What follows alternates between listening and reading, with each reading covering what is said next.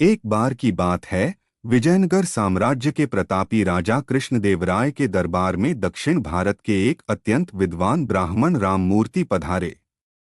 उन्होंने दरबार में आते ही कहा, महाराज, सुना है आपके दरबार में बड़े बड़े विद्वान हैं। मैं उन्हें तभी सच्चा विद्वान मानूंगा जब उनमें से कोई मेरी मातृभाषा बता सके। इसके बाद राममूर्ति एक एक कर तमिल, तेलुगु, कन्नड़ और मलयालम भाषाओं में धारा प्रवाह बोलने लगे।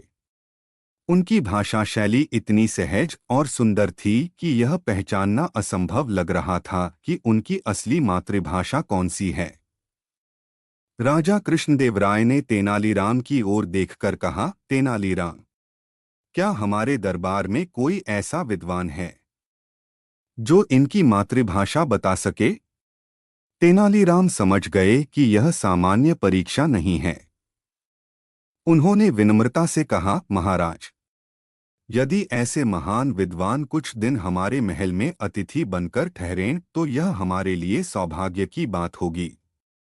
राजा कृष्णदेवराय तेनालीराम का संकेत समझ गए और राममूर्ति से कुछ दिन रुकने का आग्रह किया। राममूर्ति 3 दिन महल में रुकने को तैयार हो गए। दूसरे दिन जब राममूर्ति नित्यकर्म के लिए जा रहे थे, तेनालीराम भी उनके साथ चल पड़े। रास्ते में अचानक एक कांटा राममूर्ति के पैर में चुभ गया।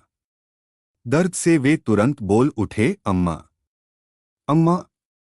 तेनालीराम ने तुरंत उनके पैर से कांटा निकाल दिया और राममूर्ति को आराम मिल गया। 3 दिन बाद जब राममूर्ति विदा लेने लगे तो उन्होंने फिर पूछा, महाराज, क्या अब कोई मेरी मातृभाषा बता सकता है?